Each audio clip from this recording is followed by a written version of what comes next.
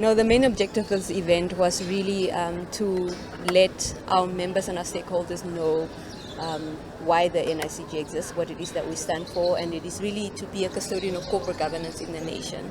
And we wanted to also extract value for them. You know, they are members, they support us, and we want to expose them to subject matter experts, so that they can derive benefit as well for their membership, and to introduce others who are not yet members to also become members and to understand what it is that we stand for. What do you make of corporate governance in Namibia and the practices that they apply as well, and some of the challenges that are in the industry?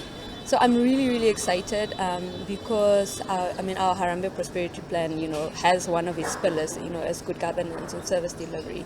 So that makes me excited, and to have somebody like we in real close conversations with the Deputy ED, Ms. Madam Louise Shukameni, and it makes me excited that as a nation we are elevating corporate governance, and there are challenges.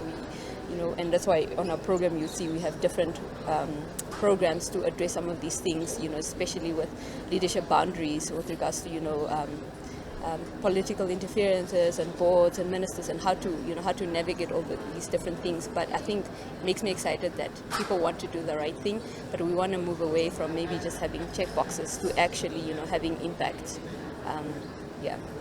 And then I've been hearing about ESG. Just briefly elaborate more on what ESG is and how it ties into corporate governance and why it's important.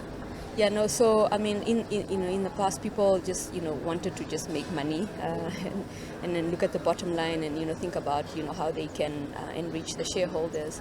But it's now about we're moving to a place where it's not just about money. It's about looking at the environment, sustainability. How can we extract benefit for ourselves, but not so much so that there isn't anything left for the future generations. And so it's looking at the environment, looking at our people, which is the S for for social inequalities and employment, unemployment, and so on, looking at different people and fairness and things like that.